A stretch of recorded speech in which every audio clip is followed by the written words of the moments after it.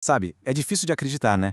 Como que um país, no meio de um caos econômico completo, conseguiu construir um dos sistemas bancários mais avançados do mundo? A história da tecnologia bancária brasileira, ela não é uma história de calmaria, de planejamento, nada disso. É uma história de inovação que nasceu da mais pura necessidade. 3%.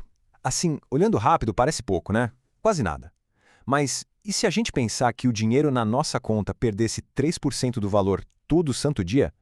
Isso não é um exercício de imaginação, não. Essa era a realidade da hiperinflação aqui no Brasil. Num cenário desses, velocidade não era um luxo, era pura e simples sobrevivência. Então, a gente chega na pergunta que meio que define essa história toda. Como é que se constrói o futuro dos bancos quando o dinheiro que a gente tem hoje, amanhã, já não vale quase nada?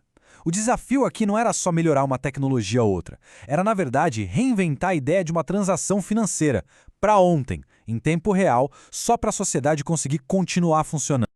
Ok, vamos mergulhar nisso. A primeira parte é essa corrida maluca contra a inflação. Porque para entender toda a mudança, a gente precisa olhar para o motor dela. E a hiperinflação, que foi um desastre econômico sem dúvida, acabou sendo, por incrível que pareça, o grande catalisador da revolução tecnológica que veio logo depois.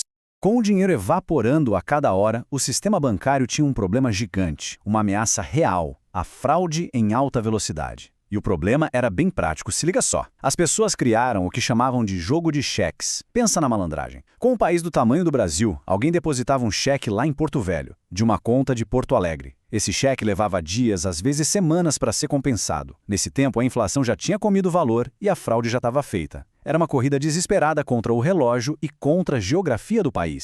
Beleza. Agora, para a gente entender como essa solução começou a ser construída, a gente precisa voltar um pouco no tempo. Vamos lá para a década de 60, conhecer as primeiras ferramentas que esses pioneiros da tecnologia tinham para começar essa briga. Olha, a escala do desafio era absurda.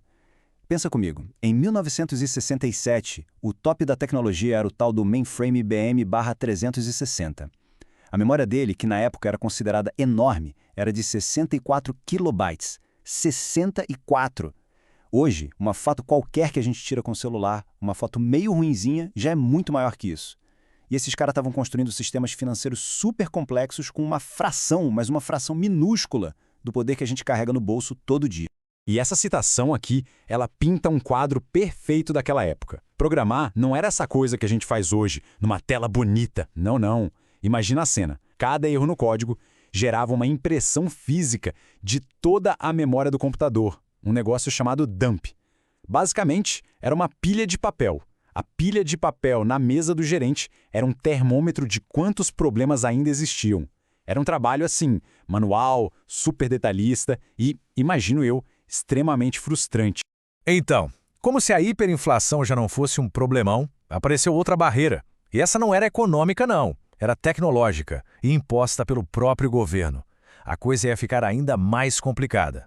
A gente está falando da famosa reserva de mercado. Basicamente, foi uma política do governo que proibia ou pelo menos restringia muito a importação de tecnologia de computadores. A ideia, na teoria, era bem intencionada: proteger a indústria nacional que estava nascendo e forçar o desenvolvimento de tecnologia por aqui. Só que o resultado dessa política foi um baita paradoxo. Por um lado, foi um desastre. Sem poder importar, os equipamentos aqui ficaram caríssimos e faltava de tudo, não tinha um ecossistema de fornecedores. Mas, por outro lado, essa mesma barreira criou uma coisa totalmente inesperada, uma espécie de autonomia na marra. Já que não dava para comprar a tecnologia lá de fora, o jeito foi aprender a fazer tudo aqui, do zero. E essa é a grande virada da história, a grande ironia. Uma política que tinha tudo para ser um freio de mão puxado, uma restrição gigantesca, acabou virando o principal motor da inovação. Ela, sem querer, criou uma geração inteira de engenheiros e programadores que não podiam simplesmente pegar uma solução pronta na prateleira. Eles foram obrigados a inventar, a criar do zero. É agora que as duas pontas se juntam. A gente tem a crise da hiperinflação de um lado e o isolamento tecnológico do outro.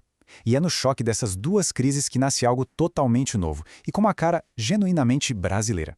Dá para ver claramente como uma coisa puxava a outra. Cada plano econômico do governo para tentar segurar a inflação, tipo o Plano Cruzado, forçava os bancos a correr e inovar. As pessoas precisavam de dinheiro na mão o tempo todo. Então, boom, expansão dos caixas eletrônicos como o Banco 24 Horas. A infraestrutura de telecomunicação era ruim, Sem problema, criaram sistemas distribuídos onde muito do processamento acontecia ali mesmo, na própria agência. Cada obstáculo virava uma oportunidade.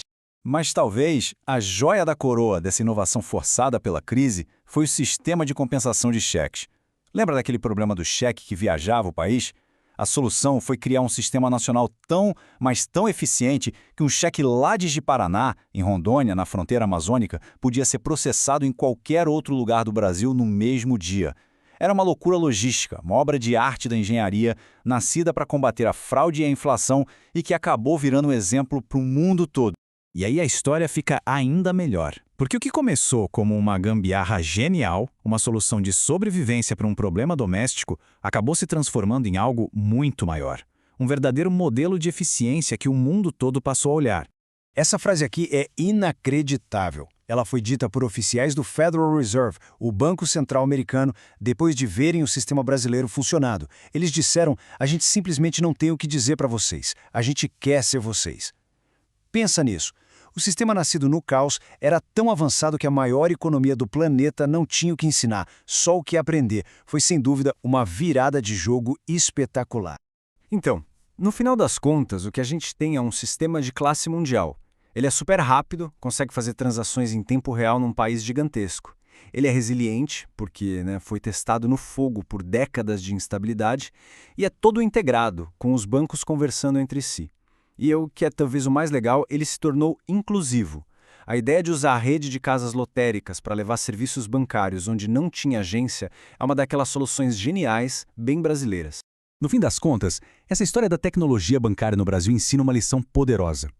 Que a necessidade não é só a mãe da invenção.